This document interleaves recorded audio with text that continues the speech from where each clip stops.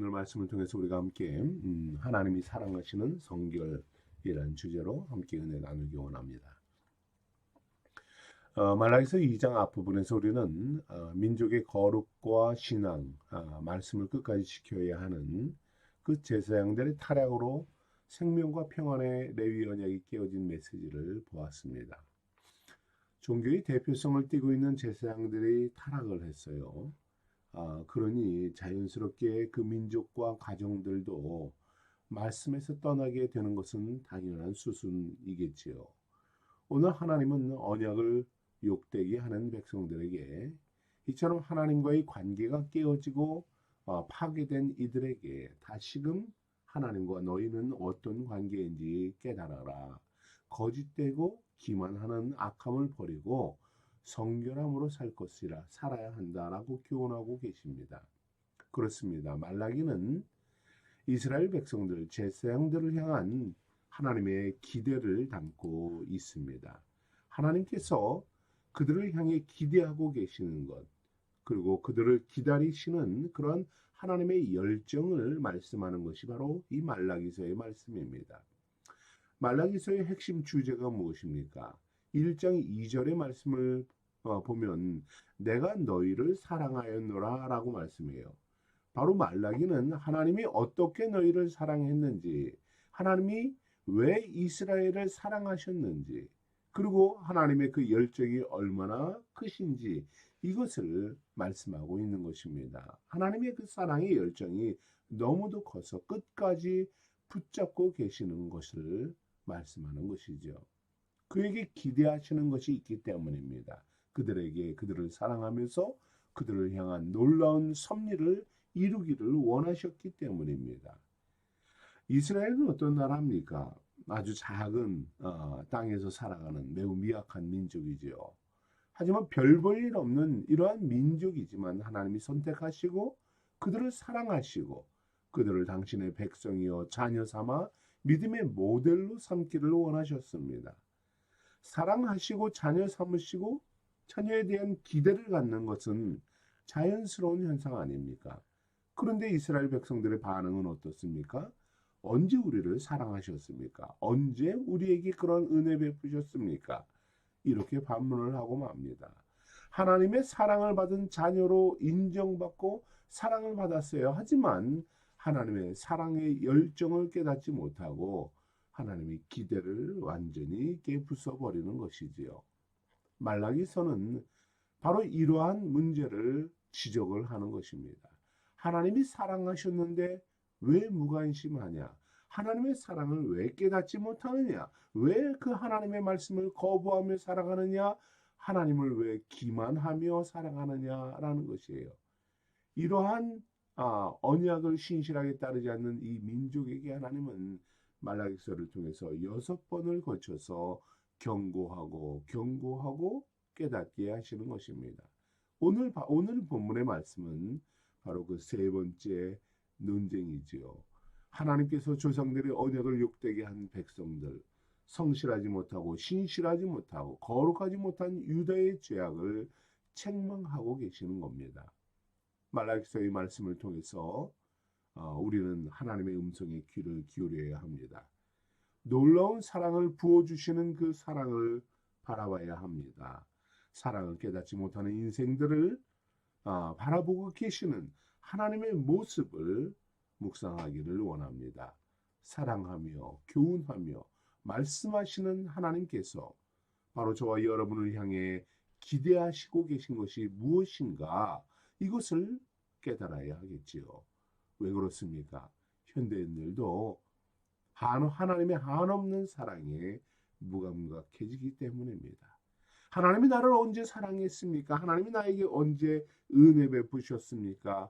이런 어리석음으로 하나님을 기만하고 있기 때문입니다. 오늘 말씀을 통해 다시 한번 하나님의 마음과 사랑의 열정을 깨닫고 돌아보는 시간이 되기를 소망합니다. 먼저 하나님의 10절에서 이렇게 말씀합니다. 우리는 한 아버지를 가지지 아니하였느냐? 하나님과 우리와의 관계는 바로 아버지와 자녀의 애정 관계다 하십니다. 선지자는 하나님과 백성의 관계가 부자 관계다라고 비유를 합니다. 말라기는 부자의 관계를 반복해서 말씀하고 있어요. 1장 6절에서 시작을 하면서 뭐라고 말씀합니까? 내가 아버지일진데 나를 공경함이 어디 있느냐? 내가 주인일진데 나를 두려워함이 어디 있느냐? 라면서 말씀을 시작했어요. 이 말씀 속에서 우리가 볼 수 있는 것은 무엇입니까? 이미 말라기 시대 때에 유대인들은 하나님을 아버지요 주님이라고 불렀다는 사실입니다. 하나님은 이들과 부자의 관계를 맺고 사랑하고 계셨고 돌보시고 인도하시고 계셨다는 사실입니다. 하나님을 아버지라고 부르는 이스라엘 백성들은 그들은 자녀임을 알았습니다. 그런데 자녀의 자세로 살지 않았다는 사실입니다.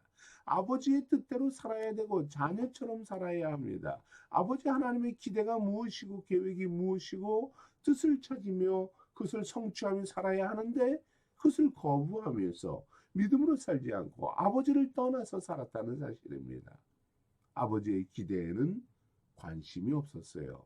오로지 자신의 삶에만 초점이 맞춰져 있는 것입니다. 아버지의 말씀을 듣지 않고 뜻을 거부하며 살고 있는 모습입니다. 현대를 살아가는 우리도 하나님을 아버지로 부릅니다. 우리를 향한 아버지의 기대, 여러분 그것이 무엇인가요? 하나님 아버지께서 원하시는 것을 여러분을 통해서 원하시는 것은 무엇인가요? 우리는 아버지의 기대에 관심을 기울여야 합니다. 말라기 시대 사람들처럼 아버지의 뜻과 반대되는 삶을 살아서는 안 됩니다. 하나님의 자녀라면 자녀답게 살아야겠지요.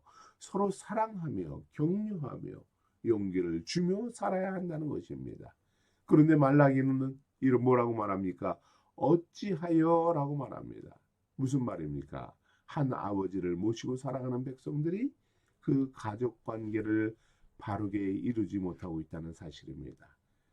한 아버지 하나님을 모시고 살아가는 형제 자매된 동족들이 백성들끼리 믿음의 성도들끼리 서로를 대적하고 거짓을 행하며 살아간다는 것입니다. 아버지는 형제들끼리 화목하며 사랑하며 살기를 원하지요. 하지만 그들은 서로를 배반하며 반역하며 원수가 되어지며 그리고 결국은 하나님의 언약을 욕되게 하는 자들이 되고 말았다 말씀하고 있어요. 결국은 하나님의 이름에 먹칠하고 하나님의 영광을 가리는 결과가 나온 것이죠. 여러분 그렇지 않습니까? 어느 집에나 형제들이 매일같이 싸우게 되면 결국 누가 욕을 먹습니까? 그들의 부모죠. 가장이 욕을 먹습니다. 그들의 아버지 부모가 욕을 먹어요. 도대체 자식 교육을 어떻게 한 거야 하면서 욕을 먹지요. 마찬가지입니다. 믿음의 성도들이 서로 사랑하며 살지 못하니 결국은 하나님의 욕을 먹고 부끄러움과 비난을 받게 되었다는 사실입니다. 우리는 어떤 성도인가요? 한 아버지를 섬기며 살아가는 사람들이에요. 아버지를 사랑한다고 하면서 하나님의 얼굴에 먹칠을 하는 그런 사람은 아닌가 돌아보라 하십니다. 아니면 서로 사랑하며 하나님의 기쁨과 영광이 되는 자녀인가 돌아봐야 합니다. 아버지 하나님의 기쁨이 되고 영광을 돌리는 그렇게 살아가는 우리 생수의 성도들이 되기를 축복합니다. 두 번째로 하나님은 당신의 자녀 삼은 믿음의 성도들에게 원하고 기대하는 것이 있다라는 사실을 말씀합니다. 그것이 무엇입니까? 11절 말씀을 보면 성결한 자가 되어라 라고 말씀하고 있어요. 11절의 말씀에 유다는 거짓을 행하였고 이스라엘과 예루살렘 중에는 가증한 일을 행하였으며 유다는 여호와께서 사랑하시는 그 성결을 욕되게 하며 이방 신의 딸과 결혼하였으니 합니다. 이스라엘 백성들의 가장 큰 문제점이 무엇이었습니까? 하나님께서 사랑하여 세워주신 성결을 욕되게 하였다라는 것이에요. 이 말이 무슨 말입니까? 반대로 생각하면 하나님께서 사랑하여 자녀 삼아 주셨어요. 자녀 삼아 주신 자들에게 하나님이 주신 것이 무엇입니까? 바로 성결이죠. 거룩한 삶, 성결한 삶입니다. 그런데 하나님이 당신의 자녀들에게 원하는 삶, 이것은 성결한 삶을 살아내는 것이에요. 비록 죄악되고 거짓된 세상을 살아가지만 이곳에서 거룩을 유지하고 성결하고 정결한 믿음의 삶을 살아내는 것을 기대하고 계시다는 사실입니다. 그런데 자녀 삼은 백성들은 어떻게 살아가고 있나요? 그들은 거짓을 행합니다. 가증한 일 행합니다. 우상 숭배를 행합니다. 이방의 딸들과 결혼하여서 하나님을 등지고 떠나갔던 것이에요. 하나님의 자녀됨을 포기하고 우상의 자녀가 되어버리고 말았습니다. 그것을 기뻐하고 그것을 즐거워하고 그것이 마치 자신들에게 구원을 주고 그것에 만족하며 살아가고 있다는 사실입니다. 하나님과 언약을 맺은 백성들이 성결하게 살아야만 했지만 오히려 더러움에 자신을 내어 맡긴 삶을 살아가고 있는 것이에요.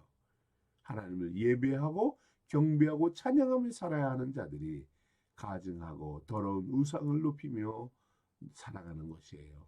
결국 하나님의 자녀이며 언약의 백성의 이 모든 가치를 상실하게 되었던 것입니다.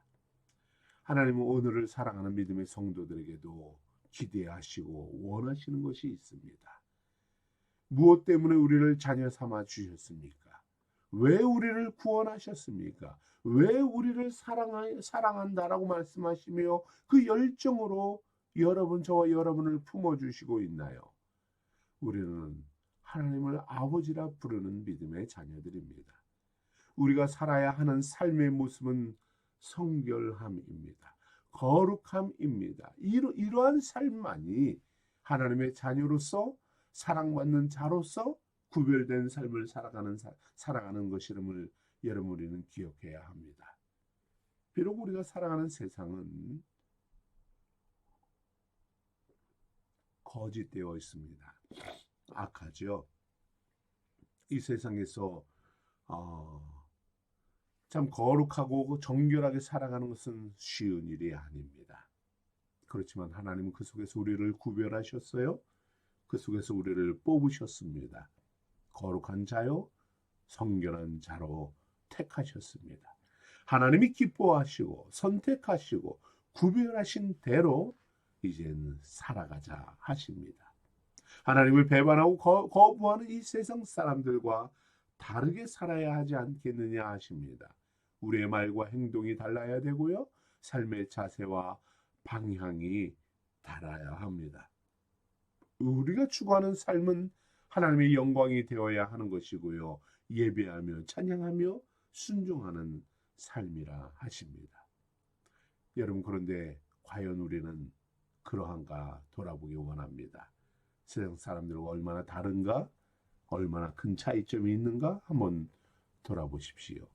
예배자로 살아가고 헌신되고 말씀을 읽고 기도하는 것, 이것이 세상 사람들과 다를 수 있습니다. 물론 다르죠. 잘하는 것입니다. 옳습니다. 그러나 이것으로 완성되었다라고 말할 수 없습니다. 우리를 사랑하는 하나님은 우리를 거룩한 존재요, 성결한 존재로 삼으시는 분입니다. 우리는 불의를 저지르고 악을 행하고 거칠게 살아가는 이 자들 앞에서 구별된 삶을 살아야 하는 것이지요. 겸손하고 온유하며 사랑을 행하며 자비를 베푸는 자들로 살아내야 하는 것입니다. 거짓이 가득하고 말씀을 기만하는 이 세상에서 진리를 간직한 채로 그것을 선포하는 자로 구별되어야 한다는 것입니다. 겉으로만 성결한 척, 거룩한 척 하는 삶이 아닙니다. 정말로 그렇게 살아내야 하는 것이지요. 그러지 않으면 12절에서 만군의 여호와께 제사를 드릴지라도 야곱의 장막에서 끊어버리겠다 하십니다. 13절에서 말씀합니다. 눈물과 울음과 탄식으로 하나님의 제단을 찾고 봉헌물을 드리며 주께 나아올지라도 하나님은 아무것도 받지 않겠다 하십니다. 하나님과 상관없는 예배자요, 기도요, 헌물이 되게 하신다 합니다. 그렇게 살아내지 않으면, 거룩하고 성결하게 하나님의 자녀로 살아내지 않으면 파멸과 심판뿐이다 말씀하는 것입니다. 이러한 선지자의 선포에 백성들이 질문합니다. 14절의 말씀을 보면 반문하죠. 너희는 이르기를 어찌 됨이니까 하는도다 합니다. 도대체 어떻게 그러실 수 있습니까? 라고 하는 것이죠. 어떻게 우리가 이렇게 하나님의 백성으로 하나님이 나를 사랑한다고 하면서 이렇게 심판하는 이유가 어찌 됨이니까? 라는 것이에요. 그렇게 사랑한다고 하셨으면서 도대체 왜 이렇게 책망합니까? 왜 이렇게 심판합니까? 질문하는 거예요. 하나님과 우리와의 관계를 부자 관계로 설명하시던 하나님은 이제 우리와의 관계에서 혼인의 관계, 신랑과 신부의 비유로 말씀합니다. 그런데 14절에서 16절에 이 혼인 관계에 대해서 말씀하면서 사랑하는 아내와 이혼하지 말고 그들 앞에 거짓되게 하지 말고 말씀하면서 반복하는 말씀이 하나 있습니다. 뭡니까? 내가 내 아내에게 거짓을 행하였도다 합니다. 어리석어마지한 아내에게 거짓을 행하지 말지니라 반복하면서 하나님은 너희는 거짓되었기 때문이다 말씀하고 있습니다. 음행하는 자요, 거짓으로 아내를 학대하는 자요, 그리고 거짓으로 이혼하는 자요, 거짓으로 하나님을 배격하는 자야라고 말씀합니다. 거짓된 자들은 더 나아가서 우리가 언제 하나님을 괴롭혔습니까? 악을 행하는 자를 하나님이 좋게 보고 기뻐하신다며 정의의 하나님이 계시지 않다고 하나님을 기만하고 조롱하고 있습니다. 여러분, 하나님의 심판과 파멸을 징계를 받을 수밖에 없는 이유를 말합니다. 바로 그들이 거짓되고 하나님의 성결을 버리고 거짓을 일삼기 때문이다 하시는 것입니다. 사랑하는 성도 여러분, 죄가 가득한 세상에서 성결하고 거룩하게 사는 것은 쉬운 일이 아닙니다. 그러나 우리는 하나님의 자녀로 삼으시고 영원한 상급자로 인치셨어요. 우리를 사랑하시는 하나님은 우리에게 말씀합니다. 너희의 심령을 지키라 하십니다. 너희의 영혼을 지켜라. 너희의 마음을 지켜라. 너희의 거룩하고 성결한 마음을 간직하고 지켜라 하십니다. 거짓되고 악하고 세상 사람들이 다 그렇게 살지라도 너희는 거룩함을 지켜라. 너의 마음을 지키고 하나님의 자녀로서 온전히 심령을 지켜라 하십니다. 어떻게 우리가 이 마음과 심령을 지킬 수 있겠습니까? 오직 하나님의 말씀이며 기도 외에는 없다는 사실을 기억하셔야 합니다. 거짓되고 악한 세상에서 성결한 마음으로 우리의 심령을 지키며 나아갈 수 있는 길은 우리가 하나님의 말씀 앞에 서 있을 때 뿐이라는 사실을 알아야 합니다. 이 길만이 우리가 살 길입니다. 이 길만이 하나님 앞에 온전히 자녀로서 거룩한 자녀로서 설 수 있다는 사실을 깨달아야 합니다.